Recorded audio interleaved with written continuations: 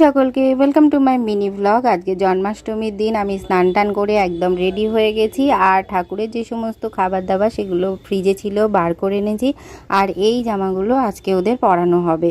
তো একটুখানি প্রথমে ফল কেটে নিলাম, যেহেতু বটিতে একদমই অভ্যেস নেই তাই একটু কাটতে সময় লাগলো।